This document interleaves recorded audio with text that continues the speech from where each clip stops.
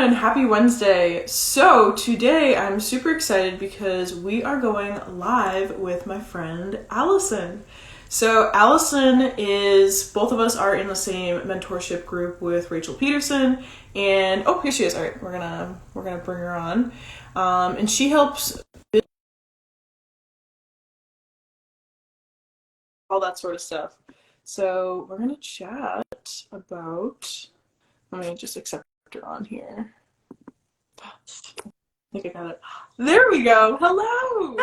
Hey, hey, How are you? I'm fantastic. I'm so excited to chat. I I know. I don't think we've ever connected before No, this. not just back and forth messaging, but yes, I'm really excited. Yeah, me too. So Allison and I are part of the same mentorship group with Rachel Peterson, and that's how we originally first connected.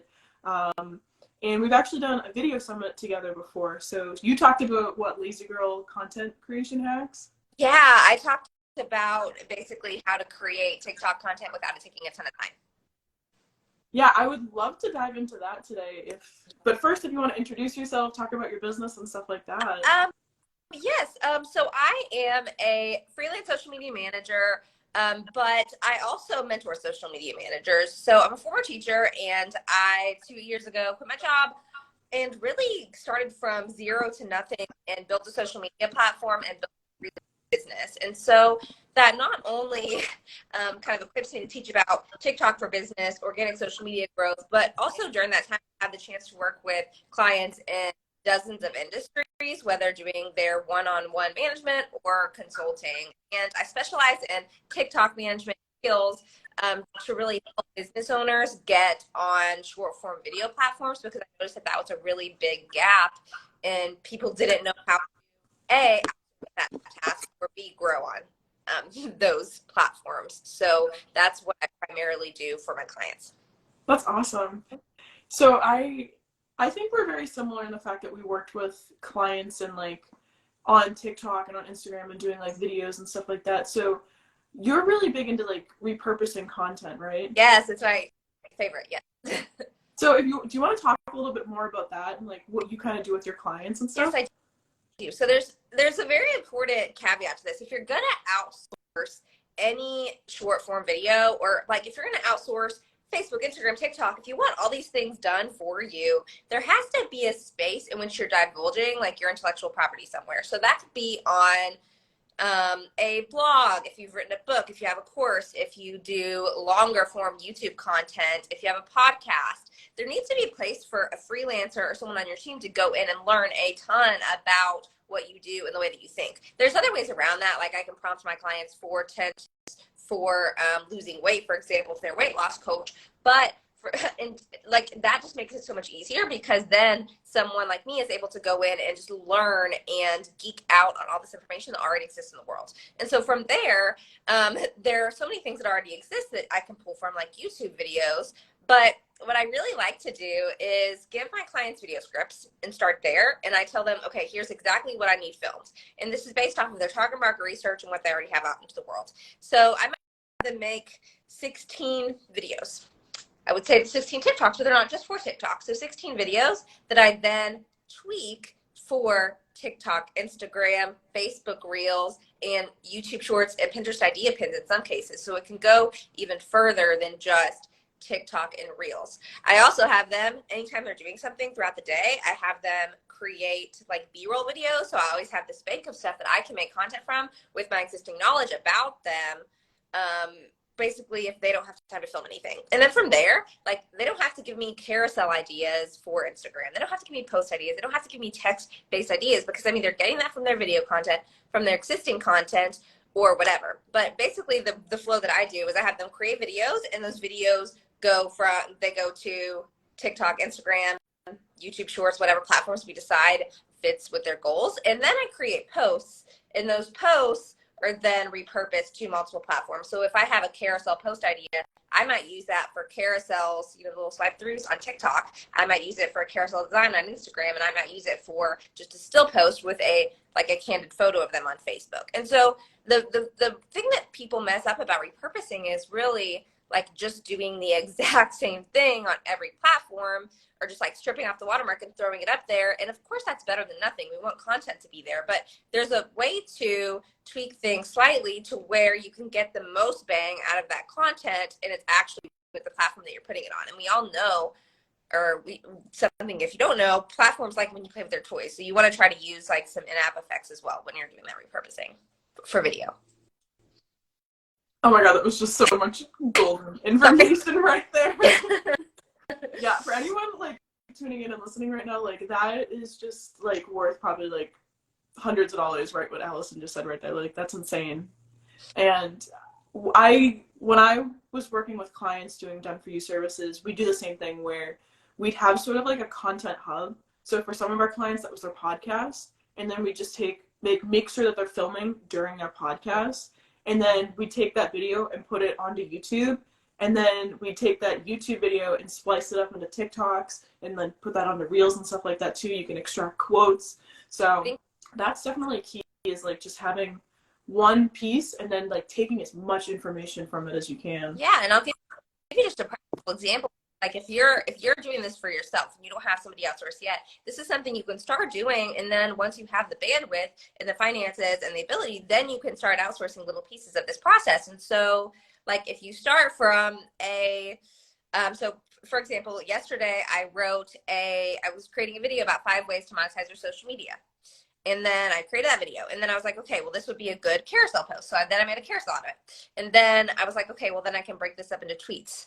And so if you take one idea, then I'm like, okay, well, I need to write an email today. So I'm going to write an email about this and just like delve into it a little bit further. And if I was creating long form video content, then I could go and then create a long form video out of that email script. And you can use platforms like ChatGPT or different things to turn these to actually repurposing these things for you. So if you have a blog, tell it to turn this blog into a video script with bullet points for you to talk about. And then that's already like partially done for you. And so you want to have like this, this pipeline of like, the idea starts from here. The content ideas go in at the top, and then the idea starts from here, and then you're just like basically pulling it to different places. And that's also a really good practice, because if a different social media platform comes into the world, then you're already used to like extracting all these little bits of information, and you can just move those things around in order to fit best practices, especially as social media platforms change as well.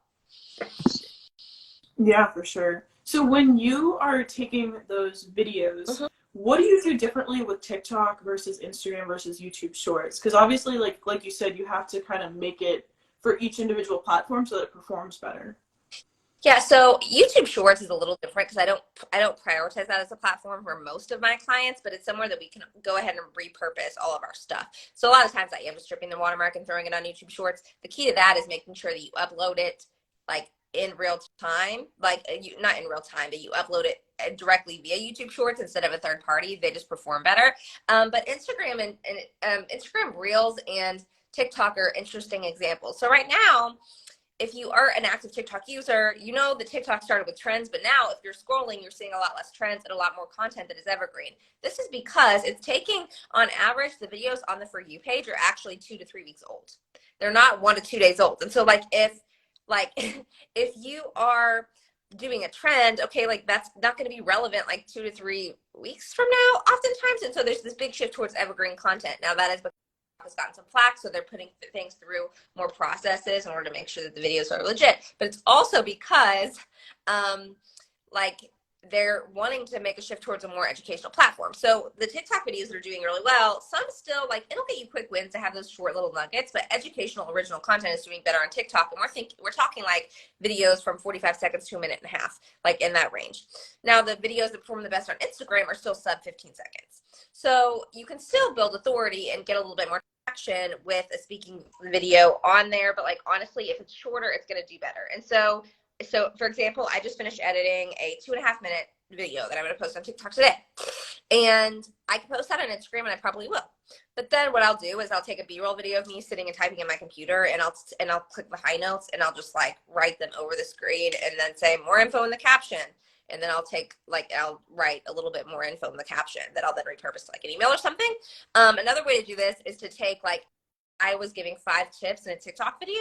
I might take it and say, just film the intro. Like, I like growing on TikTok part 1 or growing on TikTok part 2, and you could just clip those up into like shorter little nuggets. And I mean, that's an ideal world, right? Like at the bare minimum, like I will just film a piece of content here, and I'll film a piece of content here, and I'll try to use, maybe I'll caption them in CapCut or an outsourced like a different platform, but then I'm definitely going to use like TikTok and Instagram specifically for my headers. Like I'm not going to just like do all my editing in TikTok and then pop it over to Instagram, because Instagram knows and they don't want like all of TikTok shit over there. So there are a few different methods to that. There's like the ideal world, and then there's like you're really freaking busy and you want content. So like we don't always have time to get to this ideal world scenario, but if not, edit it in 2 places, like edit it, like do the captions, do like most of the editing in one place, and then add a few of the choice from each platform.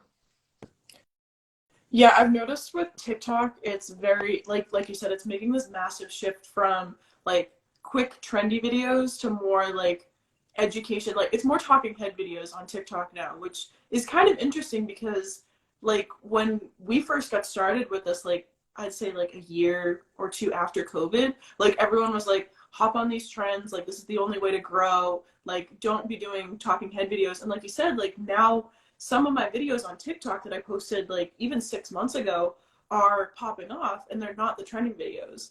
And on Instagram, it's really tough because, you know, everyone's like, oh, you should just go to like SnapTik or SafeTik and just like remove the watermark and throw it on Instagram. And I've noticed that that just isn't very effective. So I like your approach of like kind of having like the baseline video and then just like tweaking it slightly for TikTok and then tweaking it slightly for Instagram and having more in the caption on Instagram. Yeah.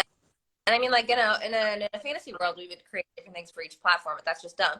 Yeah. Because, like, I have a client who's an artist, for example, and she sometimes creates reels for herself. And then I'll create a reel, and hers will do like 3 times better when the reel is actually not as good, because she's like in her 60s. She doesn't know how to edit a reel very well. And so they're long and they're like kind of clippy and clunky, and she edits them within Instagram. But because she uses all these Instagram editing tools to clip a bunch of things together, Instagram pushes her video out like wildfire. But I'm able to do such a higher frequency because, and like put things so many more places. It's about like getting the most bang for your buck, but then it's also about like which platform is your priority.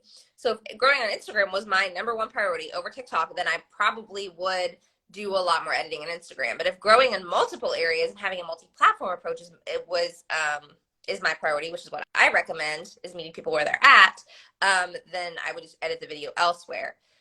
Yeah, and then like with TikTok in general, I mean, like I will go into my notifications, for example, on TikTok, and a lot of the things that people have posted on, like, or the people are commenting on, are videos that are a year or 2 old.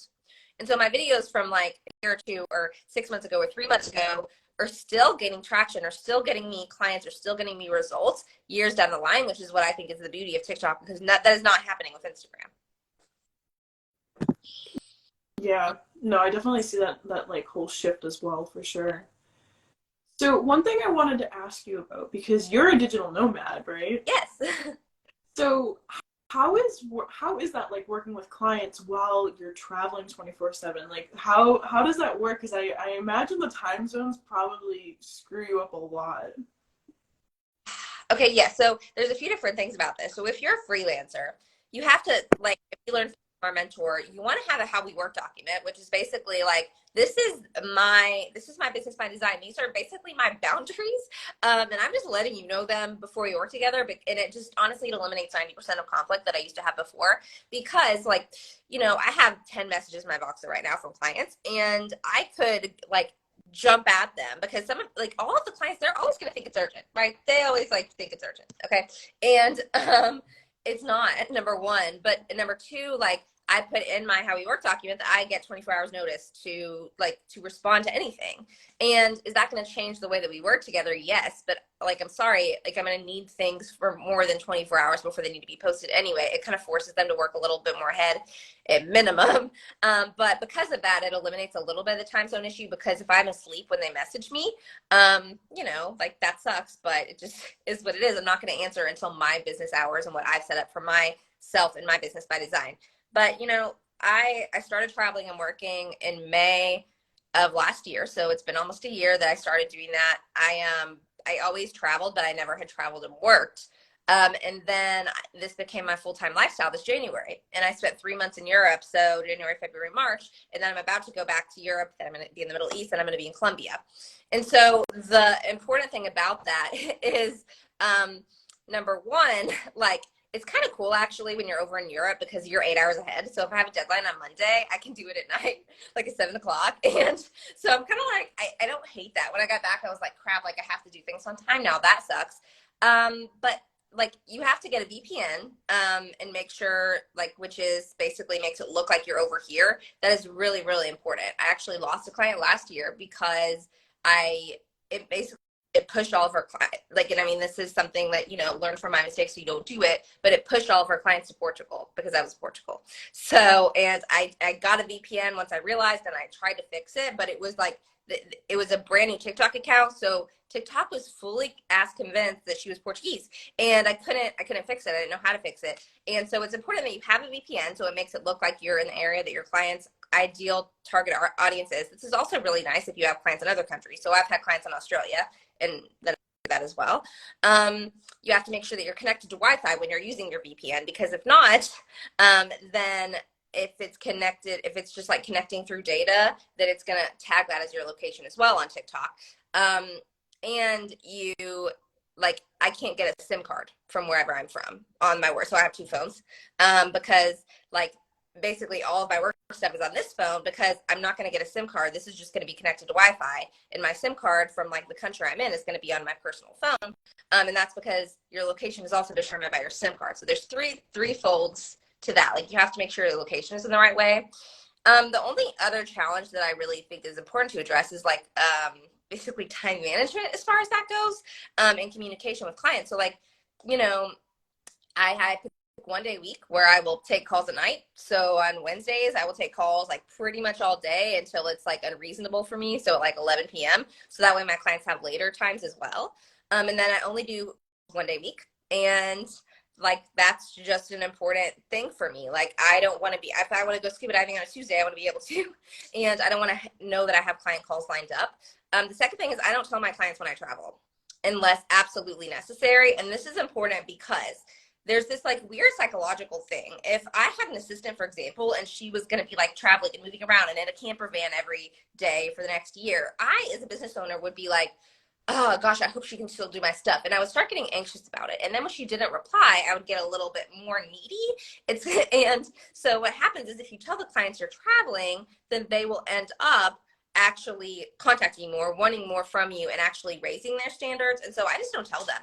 And I've had clients not know for months until they follow me on my own social media, until they see on my stories that I'm traveling. So I just don't address it unless it becomes an issue. And I don't tell them that I'm on a flight. I don't tell them anything because I have 24 hours and I only take calls on this time, and I'll make sure that I'm available. And like, that's all that really needs to happen. But that has to be communicated in your business by design before you start like doing those things, right? I think it was so valuable what you just said right there, because I think so many of us get caught up in this whole like the client work. They get so caught up in the client work, like you said, and like you see, I never thought of it from the perspective of like, if you're seeing somebody traveling, like what happens to my business? Like I think that's such a really like interesting perspective and point, because now that you say it, like I've hired on people to my team, and when they're like out of office technically, and I'm like, oh, I hope like this gets done, like, I start to go into that mode as well. And it's like, now that you say that, like it definitely makes more sense not to say anything. And then if something does come up, like an emergency for you, that's probably when you'd pitch in and say something. Yeah, and even I had an event that a client was doing live, and I was in Czech at the time in Prague, and I mean that event lasted until 1 a.m. my time, and they wanted things posted right after the event, and I stayed up until it was a 3-day event that wouldn't happen for like a month. But I mean, I didn't even say anything. I said, yeah, sure, that'll happen, because really, like, it's not their problem that I'm out of their time zone, and if it becomes their problem, my problem, and that becomes like they're gonna seek someone that's more convenient, and so don't make it a problem for them. And as long as you're still like on point with your stuff, like why would they care? Except for like, if it's on a random Tuesday and we have content review on a Wednesday, they might be like, oh, she's skiing for 10 hours. That's a little concerning. So that's why you don't tell them. Yeah. No, that makes a ton of sense. So when you are traveling and when you have those periods of like taking those like 9, 10 hour flights to Europe or something like that. Do you have like other people, do you have a team, or is it just you doing all of So this? I have an assistant, and to be honest, my assistant does only, so she doesn't really work on my client stuff. My clients are paying me now. I mean, they do. So I outsource like lower level tasks. So I outsource some video editing, I outsource research, things like that. But as far as posting, strategy, and communication with clients, my clients are at such a level now that, to be honest, like I'm just not super comfortable yet with my current team doing a lot of that work for me. And I'm an online business manager for one of my clients, and it still hasn't been an issue. So I run a marketing team of 7 for one of my clients, and like it hasn't been a problem. And so like with her, it's really nice because I have the ability to outsource to a team. But with myself, like, I'm sorry, if you're a business owner and you're on, like, I mean, sometimes my flight times are 24 hours. Get the in-flight Wi-Fi, number one, like, because you can actually do a bunch of crap while you're on the plane. Now, don't depend on it because sometimes it's broken. Like the last flight I took where I was like in the air for 10 hours without internet. So that was super fun. But in general, I mean, like those things can be scheduled. Like you can schedule reels now. You can schedule TikToks. You can schedule literally everything. Like if I'm going to be in the air or not available on a day where I need to attach sound to a TikTok video, then I will schedule an evergreen talking video for the client and for myself instead of like needing to go in and do that manually. So it's all about just like working around your schedule. But something that if you're ever interested in digital nomad is a thing when you're running a business, you've got to slow down because I've been traveling for like 2 weeks here, 2 weeks here, 2 weeks here, 2 weeks here, and now planning months ahead, and I'm staying after my next 2 like countries, I'm staying in Colombia for 3 months, and so having like that outlook and kind of knowing like where I'm going to be at is really important because then like if a client has a launch when I'm going to be like in an African safari, like it's really important to note those things and to kind of have a plan ahead. So I know that like, I'm going to be, doing a road trip down the coast of Italy in a couple of weeks. Like I need to be like on my game the week before. So I'm quite a bit ahead. So, I mean, it's just, you gotta plan around your own things and also plan like your lifestyle, understanding that like when you're traveling and working, you're living in another country and sightseeing sometimes. It's kind of like the equivalent of like you live in your town and you go to events. Like it's not like constant stimulation. And if you do that, your business will probably fall apart or you. Yeah. No, that's fair. So Mhm. when you're coming up with, because I think a lot of people try and plan their content out in like 2 weeks to like 30-day increments if they don't have a social media management team. So when you're working with your clients, what sort of like tools and like softwares do you use? Like how does like the communication and like the whole process of like content ideation kind of look like for like 3 months out? So part of what I feel like is my value add is I try to work with them whatever, like I try to make everything as easy for my clients as possible. Like I try to be like the invisible hand that makes like everything easy where they could just like completely like throw it of their task. So, I try to work within systems that my clients already have, but if they don't have them, then I come up with them basically. So the first thing is communication. So in communication, you're going to want to ask them what their preferred mode of communication is. Voxer, it was a walkie-talkie app. Stripe, which is like a team communication, and email are the 3 that I've used with people. I prefer Voxer. It's quicker, but usually it's best to have like 2. So it's best to have a place where like you can send long things and a place where you could send like quick little messages or quick little notes or quick little questions. So I use Voxer for my clients if I have a quick question or if it's more urgent, and we'll use email preferably. It's my preferred if it's like a longer request or if it's something that needs attention later. The second thing you're going to need is some kind of project management system. So these are things like, if you've heard of any of them, Asana, Airtable, Trello, ClickUp. Like it doesn't honestly matter. Like you're going to see Notion. You're going to see people advocate for which is the best. Like there's none that's the best. It really just depends on how your brain works. But there's where you can put in content and plan out content or put in content for client review. So for example, like one of my clients, they use Airtable. So every week, number one, I plan things out in Airtable. So I kind of plan out like, okay, this day is going to be this type of post. This day is going to be this post. And then I actually write the copy in there and I attach the creative. So the video, the graphic, whatever that is in there, and they can see it a week in advance. But we have to communicate about when this is going to be done. So I'll just tell you our workflow. So the first Monday of every month, I give them content ideas for the entire month. Now, I really advocate like not doing trends if you're outsourcing this so much. But allowing maybe a social media manager or person to adapt to trends, right? So I can use B-roll videos and things like that. Or, I mean, I actually still give her content ideas every week, but I try to do most of them at the beginning of the month. So I just gave her 16 scripts and 16 videos that I needed for the entire month. And I also have her YouTube to pull from and things like that and past B-roll videos. So that just happened. I gave her all those things. She films all those things. She has them in. I give them to her the first Monday of every month. She has them in by Wednesday. That month is the latest. So she has one day that she films all the things. And then by every Monday morning, I have all this stuff in there for the team to review, and they have to review them by that, and then I schedule them out. So it's like you have to come up with a system that works with the current team. You can't just say like it's going to be in at this time and you need to review them by this date, because if it doesn't work with the team as it exists, then that doesn't work. For my other clients, honestly, I plan every Friday for the entire next week. She does not review them. That's not part of really what I prefer to do. I really don't like to do content review. And then the next week it goes out. And if she has a problem with any of the stuff, then she deletes it or gives me a message. And like at the beginning, there were a lot more problems, and now there's not as many. So, I like to kind of give a general content plan for the month for myself, but like it doesn't have to be super specific. Now, if you were doing this for yourself, you might like list out, if you want to do 2 speaking videos a week, you might go ahead and come up with those ideas at the beginning of the month. But really, understand that like just because one business owner batches every month doesn't mean you have to. So it might be better for you to plan once a month. It might be better for you to plan once a week. I personally, for my own business, I have a plan for the videos for like 30 video ideas that I want to create for the month. But like I create every day. Like it's really just, it's more energetically appealing to me to create every day and actually post those things in real time, because I actually really love creating. But if you don't like creating, and if you don't like that spur of the moment, like last minute, like, oh, I just learned this thing and I want to share it with my audience, then that might not be your jam. And with my upper level business owners, a lot of times they don't have time in the mental space and energy to sit down and think of what content they want to create every single day. So it really depends on your personality as well.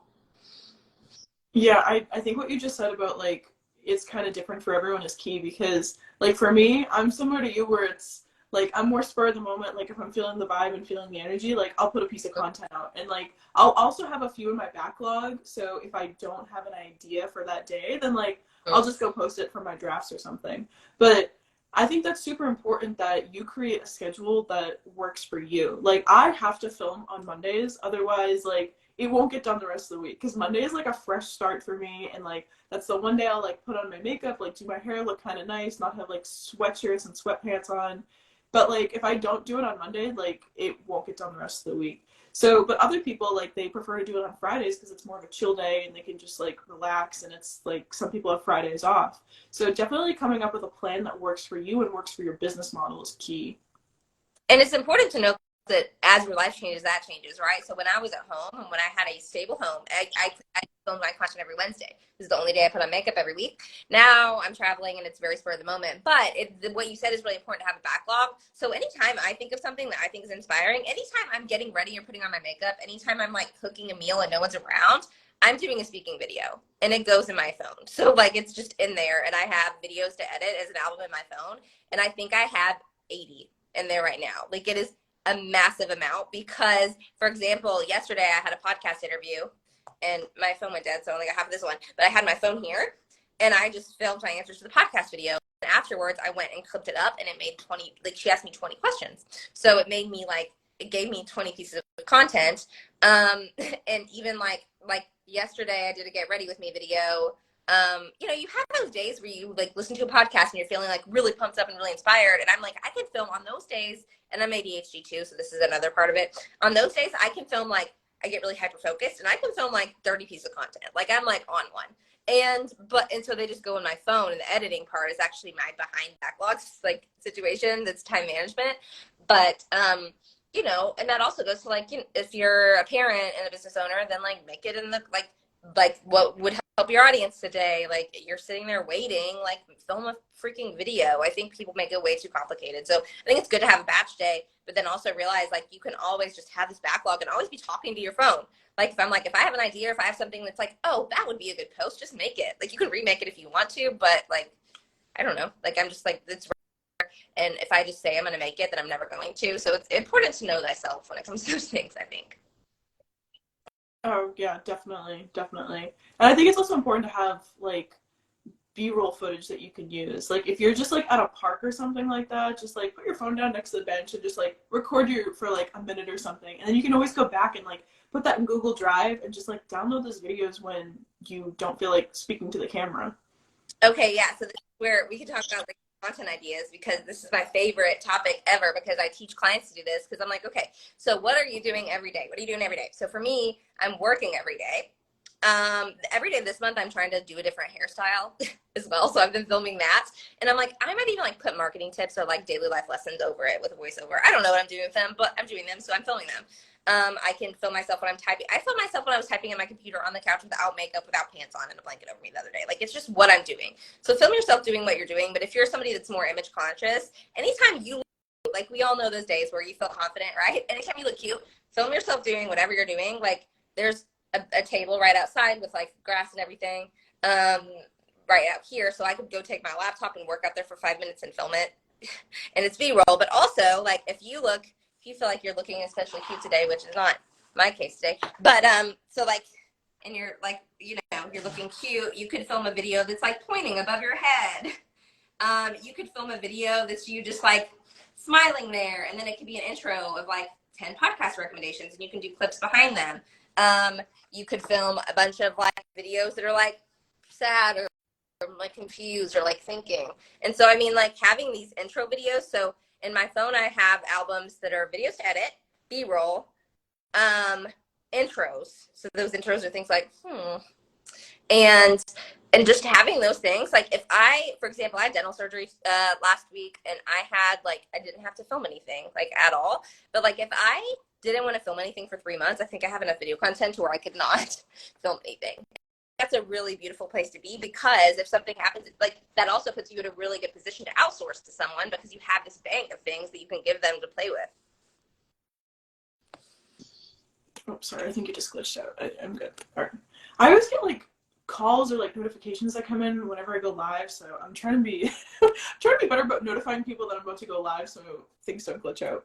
But yeah, no, definitely having some sort of like folder inside of your phone, or I know for me, I tend to use up all 64 gigabytes of my iPhone very quickly. So like just uploading it to Google Drive, or like having some like even Dropbox, something like that. Those are great places to house all of those videos. Yeah, and I mean, especially, I'm about to outsource. It speaks to outsourcing. It's really hard to outsource trends and like B-roll content like easily, because the person has to be highly specialized. They have to really know your business. They have to understand TikTok. There's a lot of things that like are just swirling in my head that makes that challenging, even though I've done it in the past, because it's what I do. But it's like what I'm about to do is outsource my speaking videos. So like I'm speaking here with you, and like it might be a 30-minute, hour-long conversation with someone. That's a bunch of different clips that people can like cut the spaces out of, add captions. So I'm about to throw in Dropbox just every single speaking video I have in my phone, and the person that's outsourcing, their whole job is going to be to clip out the pauses and add captions, and I'm making a tutorial video for how I add my captions, which is not hard anyway. But like you think of something repeatedly like that, and that's a really good way to like start with outsourcing as well. Yeah, for sure. Do you have any tips for people like who want to hire a social media manager or somebody to do their videos, but they're not really sure what to look for?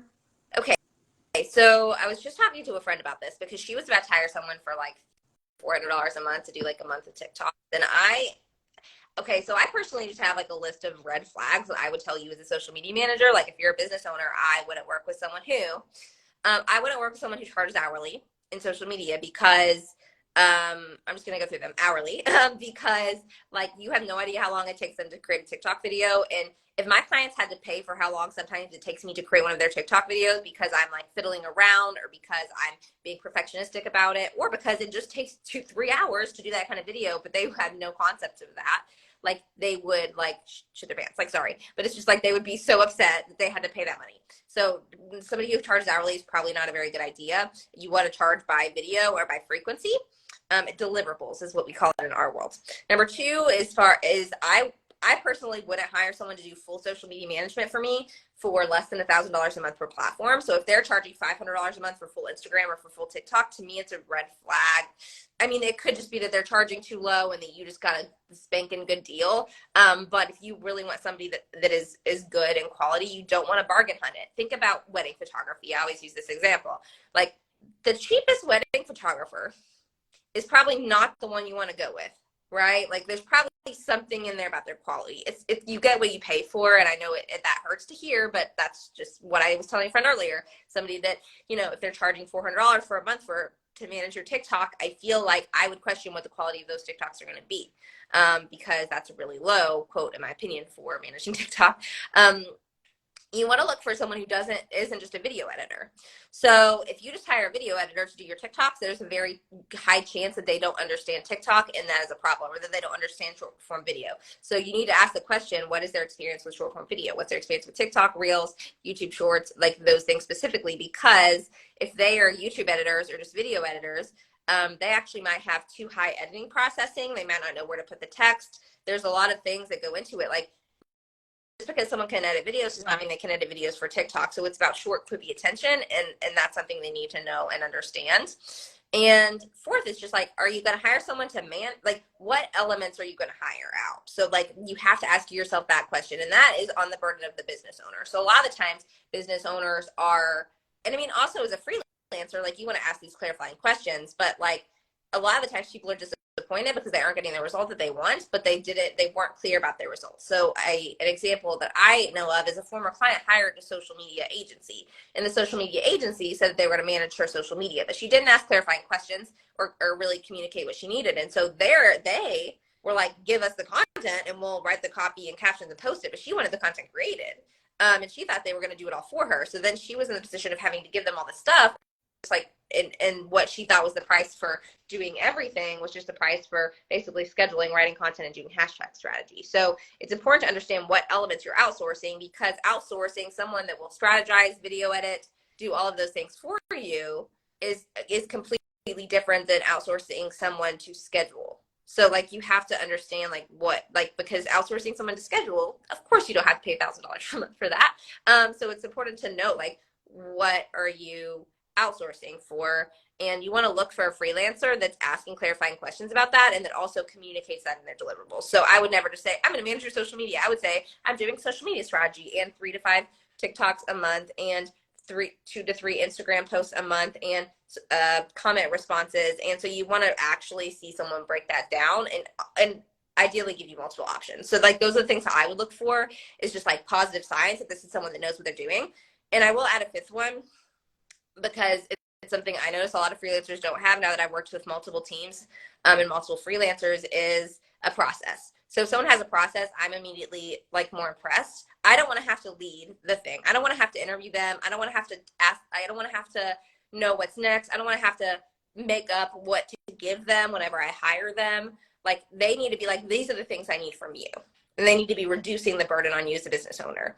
You don't want to get in this position of hiring someone where you're actually doing more work and where you're actually having to tell them what to do, unless you're hiring an assistant. So if you're hiring a strategist or manager, they're not an assistant, and you shouldn't have to tell them what to do. They should be asking for what they need to support you. Yeah, no, I 100% agree with that everything you just said, because when you're hiring somebody who knows more than just like video editing or just how to like schedule posts and stuff like that, when you're looking for someone who says that they're a strategist, like, that for me is like that's a big word. It's different than just a social media manager. Like, that is someone who should know, like, who can take kind of like your business and like everything that you've given them, like, here's the logins, here's all this, here's like, things that are wrong right now, things that we're struggling with, and they should be able to run with it. It shouldn't be like you're holding their hand the entire time. And those are the type of people that are going to be charging a lot more money, because you're going to definitely get results for what you pay. Yeah, and I think this, as an example, like, think about, so Mother's Day is coming up, right? When you're working with a social media manager, it depends. I mean, everybody calls themselves things different. I call myself a social media manager. But if you're working with someone, the delineation you just made, if you're working with someone that does social media management and not strategy, what you might be doing is saying, hey, it's May and I want to post for Mother's Day. I have a launch on this day. What posts are we going to do for that? These are the kind of posts I want for that. I want to do a carousel like this. You're giving them all of these ideas and you're giving them all of this stuff that you want done. That's a manager. You're having to do a little bit of hand holding. That's not a bad thing. But if you like really like the place that you want to get to is hiring a strategist where they can look at your business. They know that you have a launch on this date. And so they have a plan for weeks ahead that's leading up to content that is actually going to relate to that challenge and relate to that. Now, as a business owner, you have to be organized enough to be able to give them a roadmap to that, right? Like what's actually happening in the month of May, right? But then also like, I am saying, okay, like I'm working for a photographer. Here are 7 ideas on how to market your photography during, or on how to like take poses with your mom during Mother's Day. Like they're having to prompt me for that. And so that's the difference between hiring somebody that's doing the strategy as well versus just doing the management and admin tasks that are supporting you with social media. Now, is this one going to cost more? Yes. It's also going to save you a lot of time, sanity, and get you better results. So like, because if you, unless you yourself as a business owner are already very well adept at social media strategy and you're just trying to save yourself some admin time, if you're hiring someone for social media for their expertise, like you want this person over here. Yeah, 100%. 100%. Like you said, you get what you pay for. Like, Yeah. you definitely get what you pay for in this world. And when I'm talking with a lot of my clients, because I do a lot of coaching now, so I work with a lot of freelancers and just solopreneurs who are trying to market their business. And I always tell them, I'm like, you need to be very clear about what you actually offer for services. Like, I hate when I come across other freelancers and they aren't clear about what they do. They aren't clear, like, they aren't transparent about what they're actually offering. And you come across their portfolios and their social media and it's just like a hodgepodge of stuff. And it's like, no, like, what do you specialize in? What are you actually good at? Like, showcase that on your Instagram, on your portfolio, whatever it is, because that's what people are going to be looking for. They're going to be looking for the results that you provided for these people, but they also don't want to get lost in the sauce and like not understand what you do. You might have add-ons for stuff, but like, what is like your main focus? Yeah, and I mean, like this goes for business owners and for freelancers. What do you do differently? Because I always get the question of like, how do you stand out from the competition? This is oversaturated. There's so many social media managers. Okay, well, like, what are you doing differently than all the other social media managers? So for me, like, I do primarily TikTok and Reel strategy to where the business owner is not having to do a lot of work on their end, right? Like, that's what I do differently. But also, I take less than 5 clients at a time, like very few, and because of the fact that like I read their books, I take their courses, I get to know them, I can write their copy, I can write copy from people from Australia and people from Texas and people from Ireland. Like I can do that, and I can do video game like industry, and I can do like online coaching, and that is my unique value add. That's what I'm talking about. That's the language that I'm using whenever I'm communicating with clients. So what do you do differently?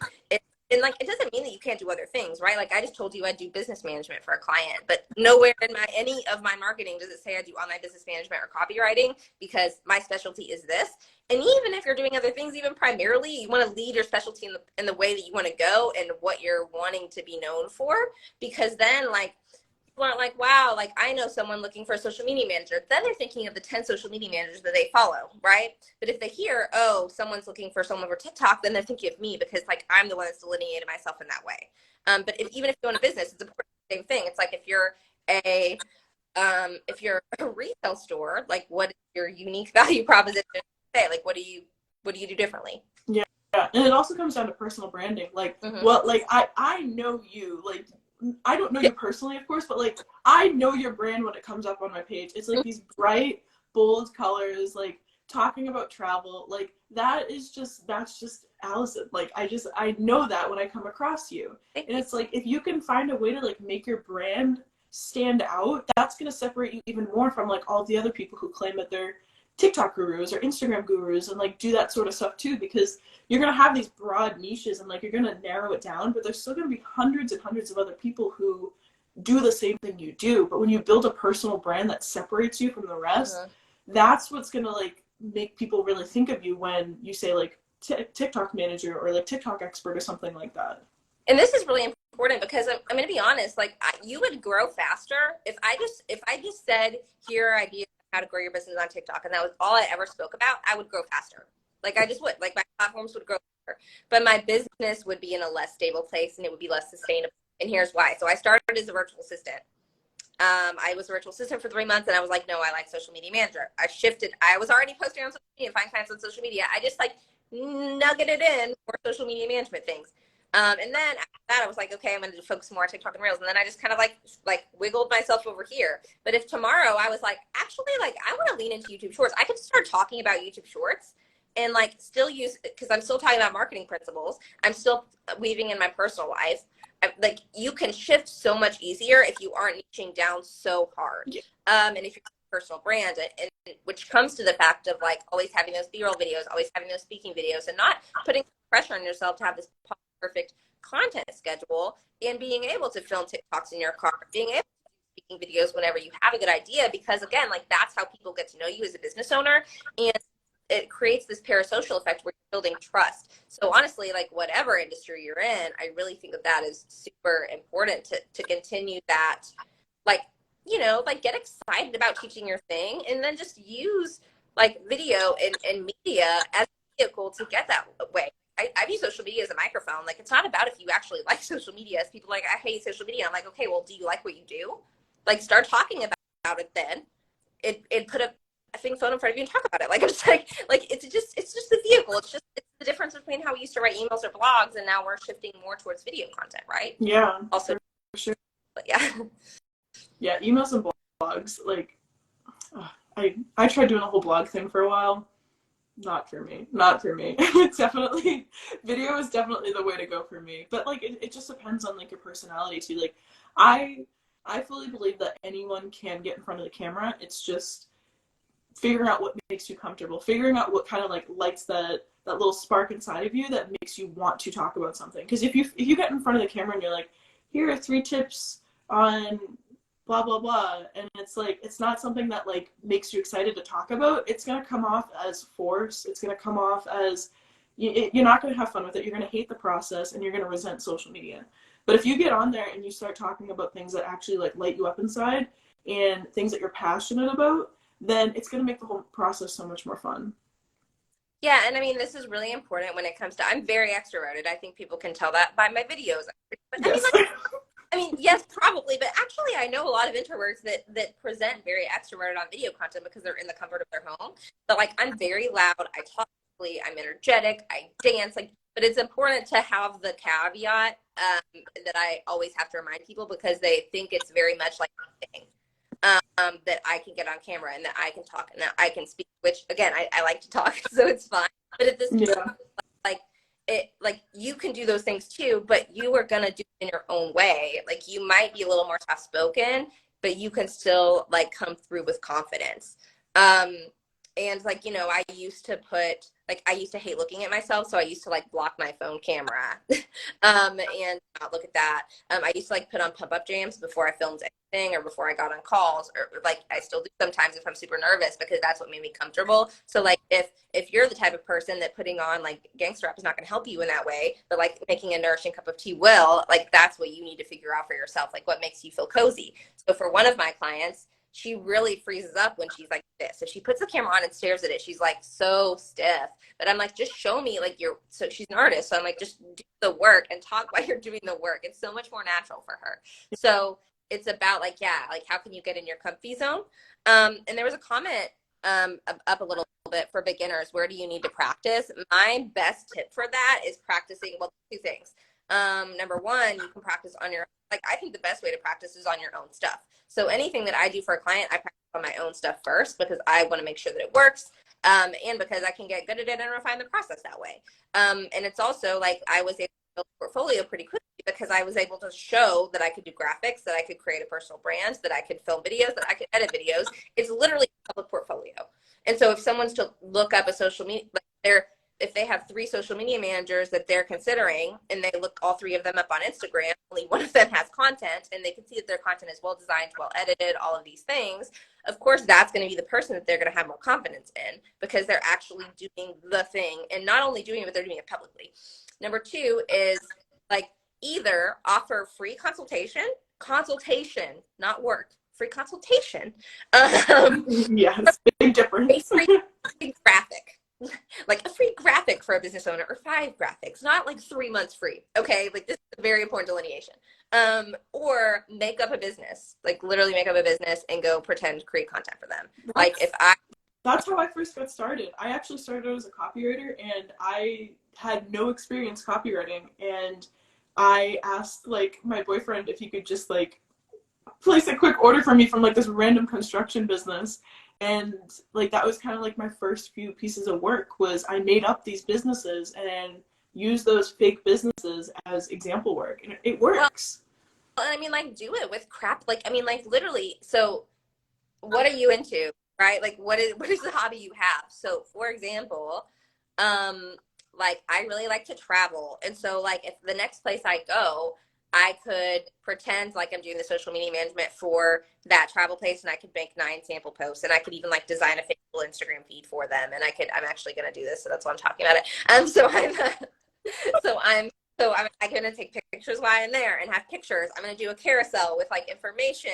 I'm going to like fit all of these different types of content in. And like somebody's going to be able to see the fact that I can strategize for business I know little to nothing about, number one, that I can do different types of content, and that I'm creative enough to put that together. And I'm going above and beyond to do that. So like if I'm like really wanting to, and I believe in doing more specialty than niches. So like I don't want to be a social media management for every realtor. So I'm not just gonna like go put together a bunch of stuff for realtors. But like even when you're doing a specialty, like my specialty is TikTok, I have a client that I love working for. I love working for creative business owners, and I love working for like online business owners that do speaking and like coursework. And so if I'm but I also want to get like a little more into the travel industry. So I'm creating some travel samples. And then I'm going to do more case studies off of my business owner clients and showing what I can do for them, and also showing the content types for them, because like then I'm able to like whenever I'm prospecting, I'm going to be prospecting more for those types of clients, and so it's going to be kind of cool that my examples are aligned with their business. Yeah, 100%. Because most people aren't going to have that. So like if their brand's making new, they're probably just going to be like, I can do your social media for 15 an hour, and you're going to be like, no, this is what I'm going to offer you. Here's a sample. Like it's just like it's the Completely different vibe. Yeah, it's different vibe. Yeah, way more professional. Like way more professional doing it like that. Yeah. So I have had such a great time talking with you today, and I was wondering if you had any last tips or anything that you wanted to say about social media, content creation, traveling. Yeah, I mean, I think for all of them, it's like the most cheesy thing that you hear on every podcast, interview, social media post, or whatever. Like for literally every single one of those things, it's like if you like literally write down the 10 reasons you're not doing the thing, or the 10 excuses you have, or the 10 time management wasters you have, and start solving the thing that is holding you back. So for example, like I've been wanting to work for more travel like clients, but I haven't. So like why?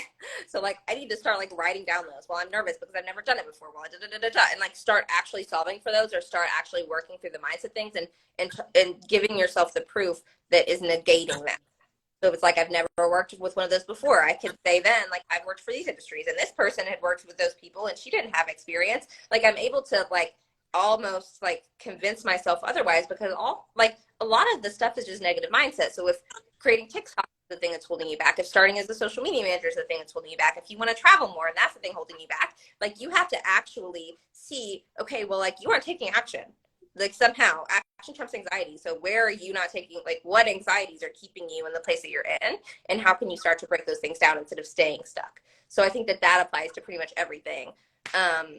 To help you like start taking the action steps, because like we're all smart individuals. Like there's a lot of different ways to make a plan. The thing is like staying motivated to start, and then staying motivated to continue. And all of those things are the things that are holding you back from doing that, and finding all the information on the how that is already out there. Yeah, there's so much information on the how. Like you can literally YouTube anything on the how. You can take as many courses as you want, but it really does come down to the mindset. So maybe we'll have to have another talk about the mindset portion, because like I am a big proponent of that as well, and I think it's the key to every aspect of business. But yeah, thank you so much for coming on. Where can people from my audience find you? Do you have any links, resources that you wanna plug? Yeah, so I'm at Almeid Social everywhere. So pretty much everywhere you go, and allmeetsocial.com as well. But if you're a social media manager, I have social media management resources and a course to teach you how to grow from like your current position to starting to earn money with clients. If you are a business owner, I have multiple different resources at different levels, from basically being able to empower you to do yourself to actually having done for you content. So if you go to the links in any of my social media bios or go to my website, you'll find both free and paid resources to support you with those. Awesome. Well, thank you, Allison. I hope you have a great rest of your week. And I want to hop on another call with you. We can talk everything mindset with business and social media in the future. For sure. I love it. Awesome. Have a great day. Thank you. Bye. Bye.